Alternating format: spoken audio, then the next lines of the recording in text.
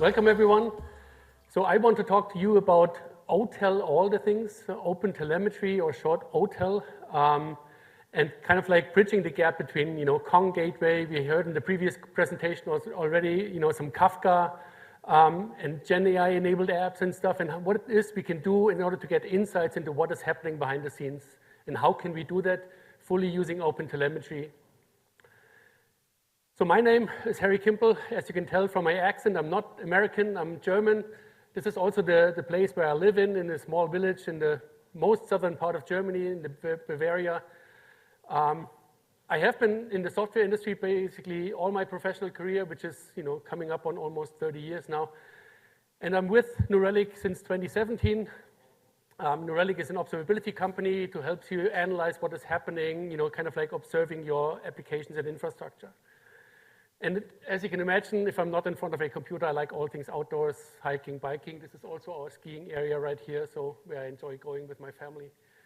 I recently asked ChatGPT, based on what you know about me, and you may know that it has some memory functions, right? It remembers your prompts, what you ask and stuff. I asked it, based on what you know about me, draw a picture of what you think my current life looks like.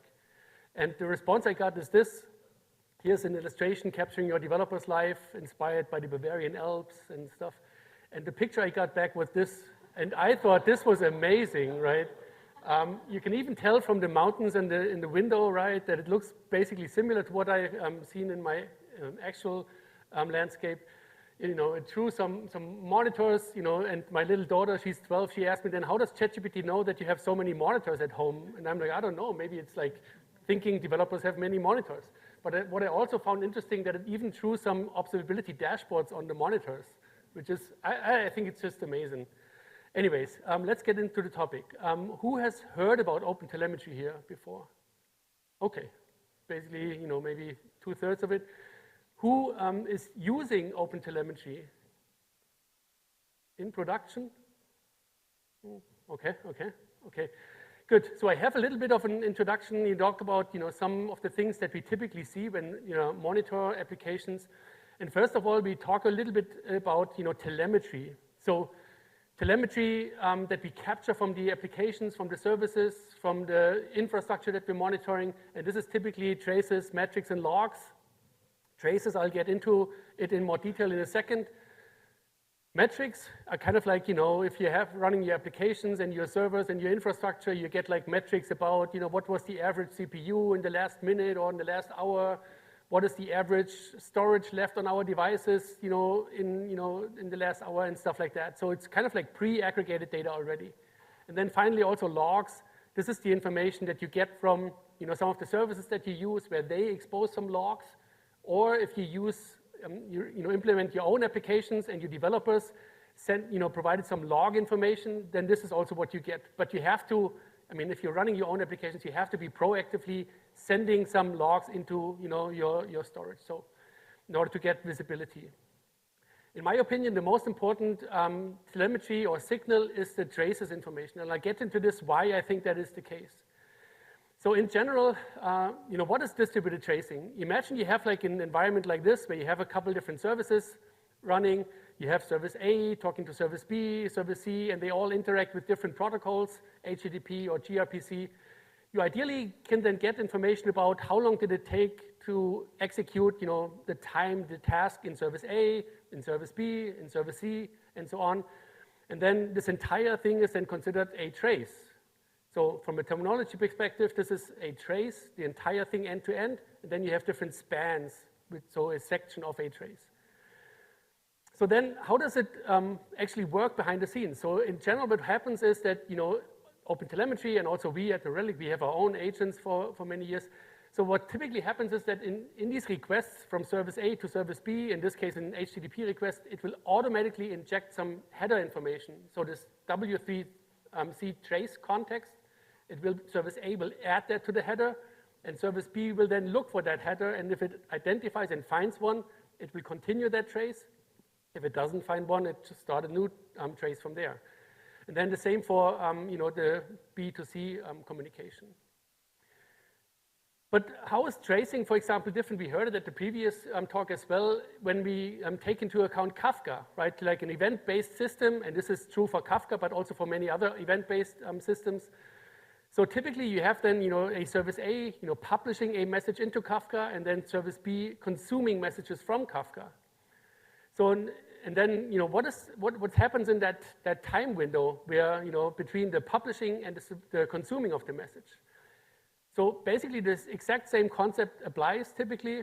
So as part of a metadata to these messages, there will be like a W3C Trace Context added to the messages on the service A side, and service B will then consume and look for this header information when it consumes the message. And then, again, continues the trace. But what about if you add like a Kong API gateway into the game? So let's imagine we have like a service A is like an API backend, and we add an API gateway from Kong on top of it. So ideally what needs to happen is that we, again, also want to identify, we have that initial, interaction, the initial request on that API to the Kong API gateway, and then we ideally want to have also information when did it, hit the API gateway and what happened after that. So ideally, again, we want to have the entire end-to-end perspective and see what is happening. If it is slow somewhere, where is it slow and why is it slow, and how can we find out more information? Then, typically these days, a lot of, enterprises, they add in some, generative AI, some LLMs into the game, and again, maybe, service C then talks to an OpenAI endpoint in that case. So again, tracing ideally helps us to get information about everything, even to the LLMs. But in that perspective, from an LLM perspective, there's even additional things that we need to identify. The throughput and performance is one aspect, so we want to identify how long did it take to execute that OpenAI request. But in general, observability also helps you to identify other telemetry or other data from your generative AI sim systems, like, for example, the token usage, how many tokens did you consume, which models do you use, maybe if you're evaluating different models, which of the models is, faster, better, has a better quality, and things like that. So there's a lot of things that you can also identify when you, embed generative AI into the game. And this is exactly where OpenTelemetry comes into play, right? It focuses on metrics, traces, and logs. That it covers that using also agents. I mean, we at New Relic, we also developed, agents for, coming up on 20 years. But the advantage of OpenTelemetry is that it's vendor neutral, right? You can, identify all the information, you capture telemetry from your application, your services, your infrastructure in a standardized vendor neutral way, and then you can export it to an observability backend. And what's also nice when we think about OpenTelemetry is this OpenTelemetry Collector pipeline. This is typically a nice way where, this pipeline typically runs close to your application. It is not meant to be like your observability analysis engine. It is something where you can collect the data and receive the telemetry, metrics, traces, and logs from various kind of systems. For applications, they have a lot of, language agents as well for Java, .NET, Ruby, Go. But also from your other services, like, for example, from your AWS or Azure environments. If you're running Confluent Cloud, for example, they also have a receiver to receive metrics from your Confluent Cloud, kind of like a managed Kafka service. And then typically, especially interesting, that also you can process the data before you can export the data to some observability backend. So processing is important because you can manage the data, you can manage the things that you want to store in your observability backend. You can, for example, obfuscate some data. If you identify some PII data, some information that you don't want to export, then you can drop it right here, or you can obfuscate that piece of data. And then finally, you can export the data to some observability backend like New Relic. Or you can even use some other open source tooling. There's open source tools for traces, metrics, and logs. You can define specifically what you want to do with the data and where to handle it. And of course, we have great support for OpenTelemetry, native OpenTelemetry endpoints, and we have also a generous free tier that you can use if you want to experiment, that you can use that for free, no credit card required, and so on. But then the question is, okay, let's now all jump into OpenTelemetry and get started, but there are some design considerations that you need to be aware of. And I have a couple examples that I brought with me. So one of the things is that there's typically two different ways in how to approach OpenTelemetry. There's, and I use this analogy because I think for me it makes sense because I do like to eat cakes a lot.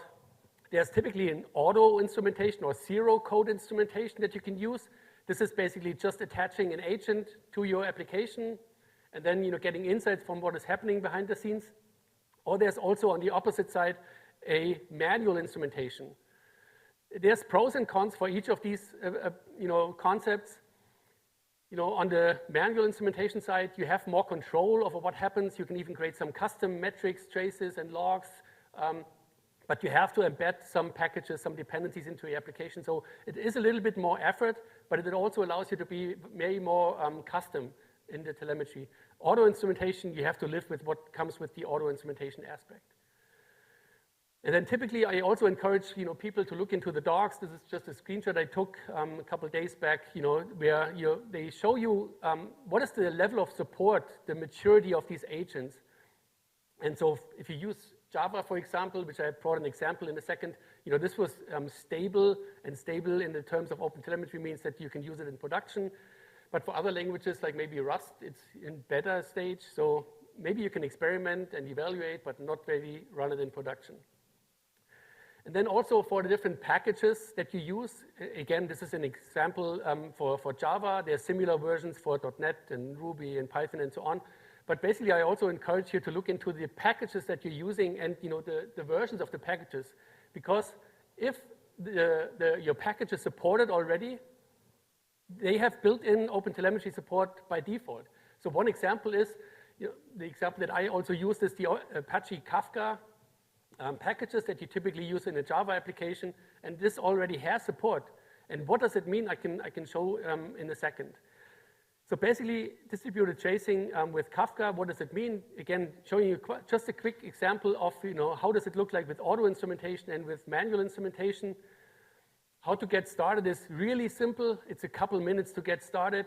There's typically an Java tools option that you can define. Again, this is Java specific, but there's very similar things for other languages. And again, you just use that jar file, that OpenTelemetry Java agent, and just point it to the Java tools options when you start up your Java environment, the JVM.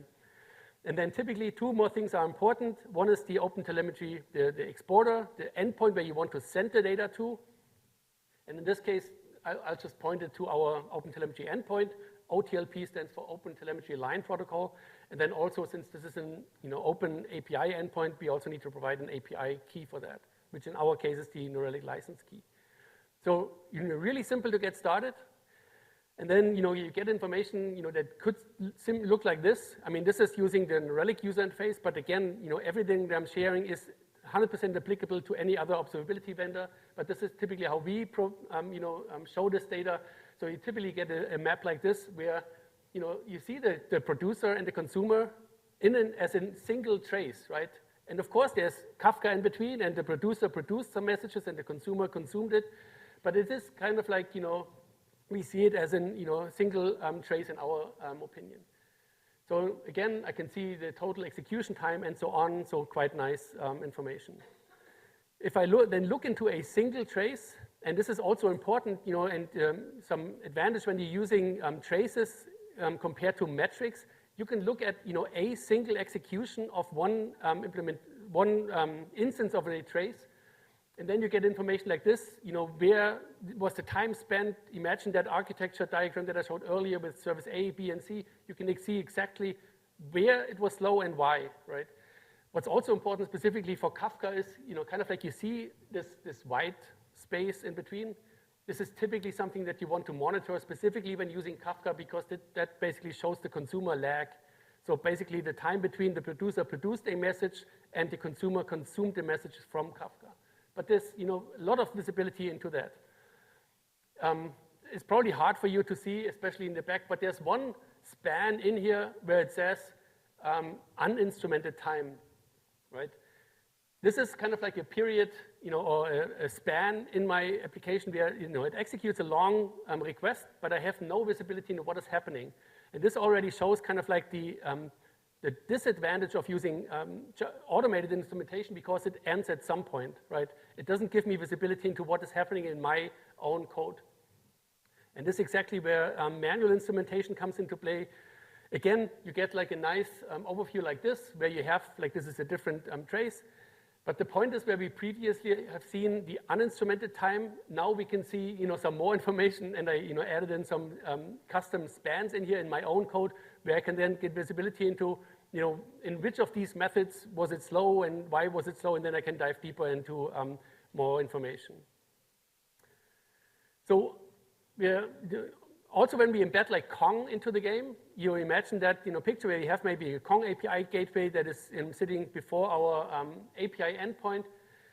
And Kong also has great support for OpenTelemetry already. You can go into your Kong control plane and get into the plugin section. And you'll find this OpenTelemetry plugin that you can use in your Kong environment. You can enable it just for a single API gateway or globally in your entire organization. And then from a configuration perspective, it looks basically like this. You can then configure this OpenTelemetry plugin. And in the case of New Relic, you would basically use the logs endpoint and the traces endpoint, which is in our case, it's exactly the same. This is our OpenTelemetry line protocol endpoint for New Relic. And then you enter this, or if you have your own on-prem open source environment for like Jaeger or other tools, you define the traces and the logs endpoint, and then you send the data off.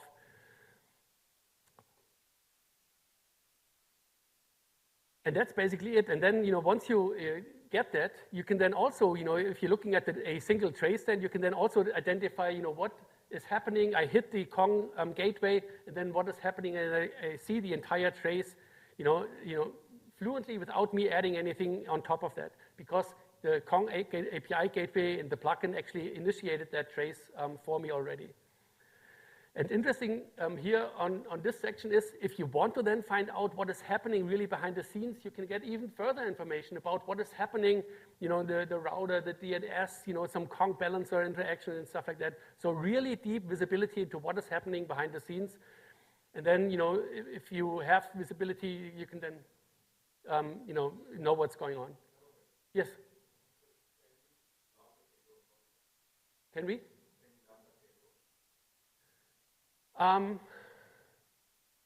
Not sure about the current implementation of the OpenTelemetry plugin, but definitely when it comes to like if you think about the Java, the producer here, that's the second step. Definitely there, you can definitely do that. I'm not actually sure whether you can define to capture the payload as part of the trace. I think probably not, because it could contain some sensitive information. But we can definitely look into this for more. So again, deep visibility into what is happening in here. And then, the last step in the process, generative AI and LLM monitoring. So in this case, this is a different version of the app that I use. You can see again, I have an AI bot front end. I have the consumer, producer, and consumer here from a Kafka perspective.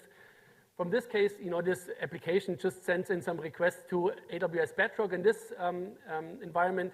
And then also, and this is maybe something if you're interested in, making sure that you are using, the LLM provides good quality. I recommend looking into, some of the tools that are out there to actually measure the quality of the content. This DSpy open source tool is just one example. There's others available. But in this case, I evaluated the quality of the responses as well from the LLM. And then, ideally, you can then also get visibility into what is happening in the test you've hit to the AI and LLM. You can see the token usage, the performance of the LLM.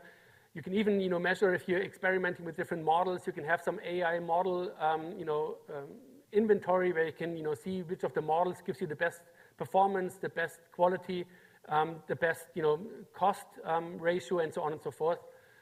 And again, also, when it comes to tracing, ideally you also want to identify, what is happening. Why was the request to a certain, model slow or fast? Is it maybe based on the different models that you're using? If you're experimenting, maybe one model is faster than another model. There's typically this triangle of, model, the quality, the cost, and the time it takes, pick two. But basically, this is a way of how you can then visualize also what is happening in your AI interactions. So in summary, I would definitely encourage you to, if you haven't looked into using OpenTelemetry, definitely looking into it. It is a single standard that really, combines all of the different telemetry into a single open source standard. It is part of the CNCF Foundation these days. It captures a lot of telemetry you have seen from a Java application perspective, Kong gateways, AI interactions, so a lot of breadth and visibility that you can use. And it is vendor agnostic, right? You can pick and choose what do you want to do with the data and where to send the data off to. I have some reading materials. I think we can share the slides as well. This is also a link to the GitHub repository that I used for this, some OpenTelemetry getting started guides and docs. And with that, I hope I was able to show you a couple aspects of, why it is, important to use OpenTelemetry, how to get started, and what type of visibility you can achieve when using OpenTelemetry. And yeah, thank you very much for coming.